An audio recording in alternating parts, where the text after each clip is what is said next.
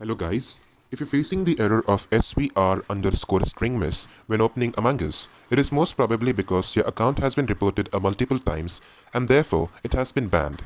This also means that the email account linked in to that Play Games account section has been terminated completely from the Among Us server, and hence there is no way to recover it back.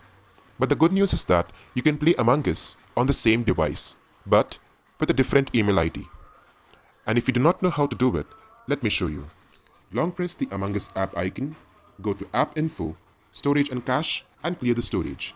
This will permanently delete the AVE data. Now, go to Play Games.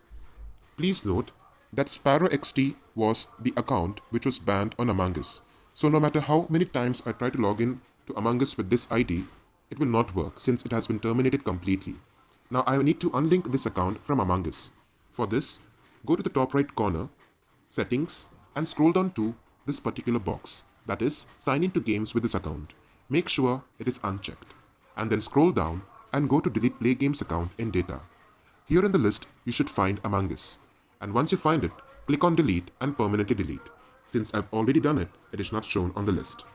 Now, you need to create a new email ID. If you have already created one, switch to it. Please note that I switched to another ID which counts as Quickstorex.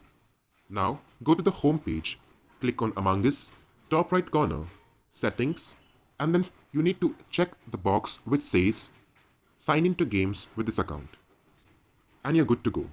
Now, open Among Us and you'll be asked for an additional update of 60 MB. Go on with it and make sure that when you're entering the date of birth, it has to be below 2000.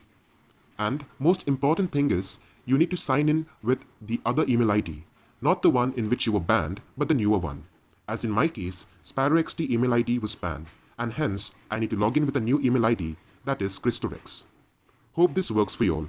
Thank you.